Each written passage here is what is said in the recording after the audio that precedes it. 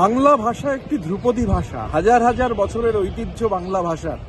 বাংলা ভাষায় হচ্ছে প্রথম নোবেল এসেছে, ইউরোপের বাইরের প্রথম নোবেল রবীন্দ্রনাথ নিয়ে এসেছেন। বাংলা ভাষায় দেশের জাতীয় সঙ্গীত লেখা হয়েছে, বাংলা ভাষায় দেশের জাতীয় গান লেখা হয়েছে। দেশের সমস্ত জেলখানায় বাঙালির রক্তে সেই জেলখানা ভরে রয়েছে। দেশের স্বাধীনতার জন্য যে জাতি সব থেকে বেশি রক্ত দিয়েছে সেই সব বীর বাঙালিরা বাংলায় কথা বলতেন।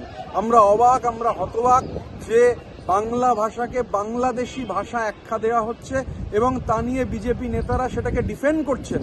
এই যে অপমান, বাংলার অপমান, বাংলার সংস্কৃতি, বাংলার কৃষ্টি, বাংলার ঐতিহ্য, স্বাধীনতা আন্দোলনে বাংলার ভূমিকা, এই সমস্ত কিছুকে নস্যাৎ করে দিয়ে বাংলা ভাষাকে বাংলাদেশি ভাষা বলে চালাবার যে অপচেষ্টা হচ্ছে তা কোনোভাবে মেনে নেওয়া হবে না।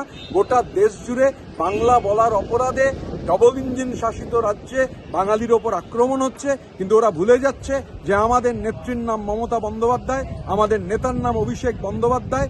পাহাড় থেকে সাগর পর্যন্ত বাংলার মাটিতে এই যে অপচেষ্টা, বাংলা ভাষাকে বাংলাদেশি ভাষা আখ্যা দিয়ে বাংলাকে যে চরম অপমান ওরা করেছেন, আমাদের কৃষ্টিকে, সংস্কৃতিকে, ঐতিহ্যকে, স্বাধীনতা আন্দোলনের উত্তরাধিকারকে যে অপমান ওরা করেছেন, আগামী বিধানসভা নির্বাচনে জননেত্রী মমতা বন্দ্যোপাধ্যায়ের নেতৃত্বে, অভিষেক বন্দ্যোপাধ্যায়ের সেনাপতিত্বে পাহাড় থেকে সাগর অবধি বাংলার মানুষ এর সমুচিত জবাব বিজেপিকে দেবেন।